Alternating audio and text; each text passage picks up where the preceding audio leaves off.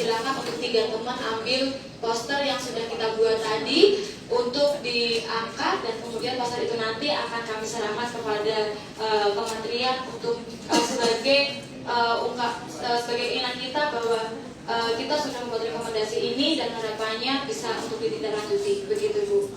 Baik, yang pertama yang kita akan sampaikan rekomendasi terkait dengan isu perkawinan anak untuk teman-teman yang ada di kelompok yang membicarakan terkait dengan isu perkawinan anak.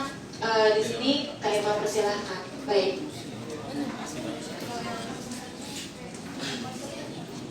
Ya, untuk posternya ada di belakangnya Kak Irma, ada 3 perwakilan yang bisa ngambil. Ya, baik, untuk teman-teman Kak Irma silakan. Oke, selamat siang.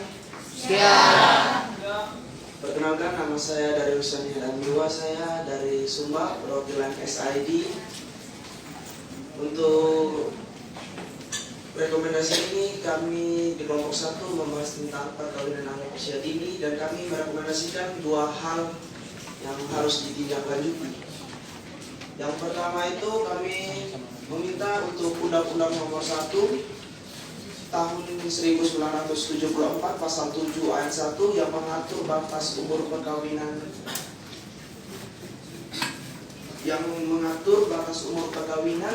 dinaikkan menjadi 19 tahun untuk perempuan, yang dimana Indonesia adalah peringkat ke-7 untuk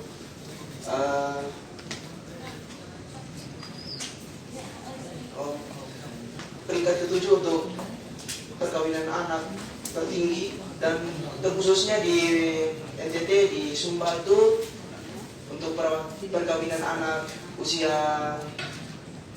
di bawah 19 tahun itu sangat terjadi dikarenakan berbagai macam faktor. Yang pertama itu faktor ekonomi, di mana orang tua tidak bisa membiayai biaya untuk sekolah anaknya dan memutuskan untuk menikah. Contohnya ketika dia sudah SMP, udah mau lanjut ke SMA, dia nggak ada biaya untuk sekolah, terus dia memutuskan untuk menikah saja. Dan yang kedua, faktor budaya, itu dijodohkan oleh orang tua, di mana orang tua itu karena kekurangan kebutuhan ekonominya kurang, jadi mereka meminta anaknya untuk menikah dengan orang supaya orang tua itu dapat beli segitu karena hewan gitu. Jadi di daerah saya itu prinsipnya kayak gini, udah ini lulus SMP saja, nggak usah lanjut ke SMA. Ujung-ujungnya nanti juga di dapur presiden sudah ada, menteri sudah ada, gubernur sudah ada, ngapain kamu sekolah gitu, mendingan nikah aja. Untuk rekomendasi yang kedua itu mendeteksi agar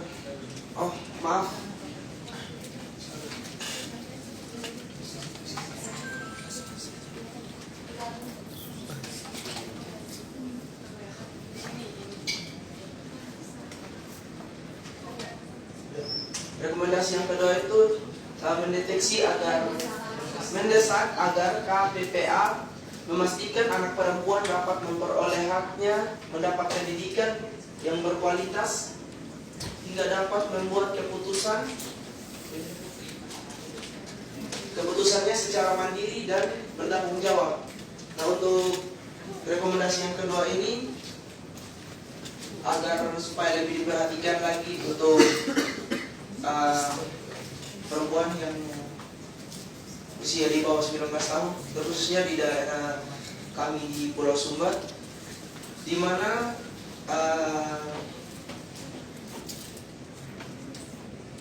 tingkat ketidakpemilikan identitas gitu, kayak akta kelahiran. Untuk di daerah saya itu sebagian besar anak-anak belum mempunyai akta kelahiran dan mengakibatkan untuk kesulitan untuk mendapatkan kayak kartu PKH, program Indonesia Pintar, sama yang kartu Indonesia Sehat juga karena ketidakpemilikan identitas.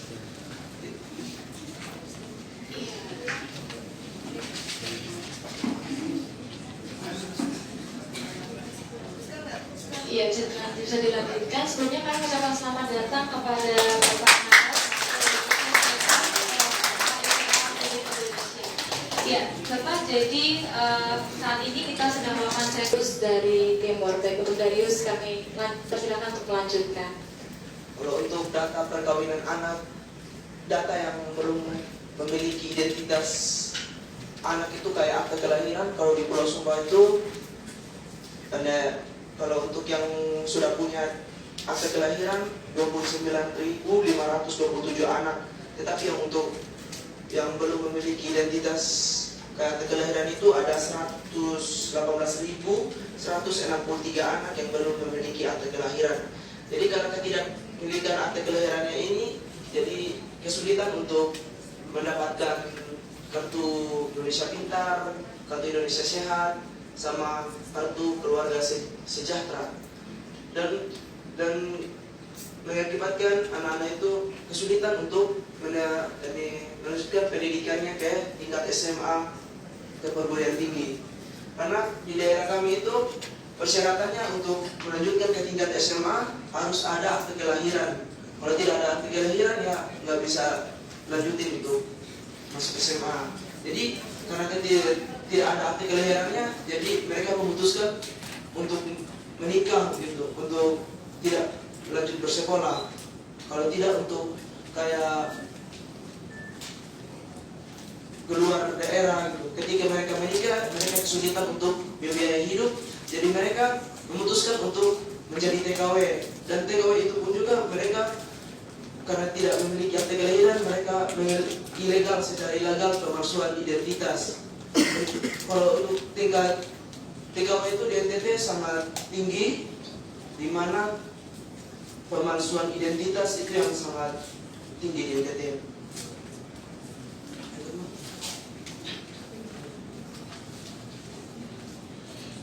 Ya, bisa selanjutnya dan teman-teman menyampaikannya lebih singkat lagi, lebih ringkas lagi ya, agar teman-teman yang lain bisa dapat kesempatan untuk menyampaikan rekomendasi yang lain, karena nantinya akan ditanggapi begitu baik. Oke, selanjutnya yang ketiga, kami mendeteksi mendesak tindak lanjut usulan dari Bapak Deputi Tumbuh Kembang Anak KPPPA mengenai usia perkawinan minimal 19 tahun baik untuk laki-laki maupun perempuan.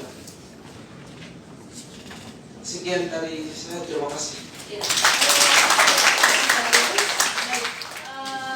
Dari lima isu yang kita angkat, dan tadi seperti yang Pak Ima sampaikan, rekomendasinya apa dan dijelaskannya secara singkat aja begitu. Dan untuk selanjutnya kita kasih kesempatan untuk menyampaikan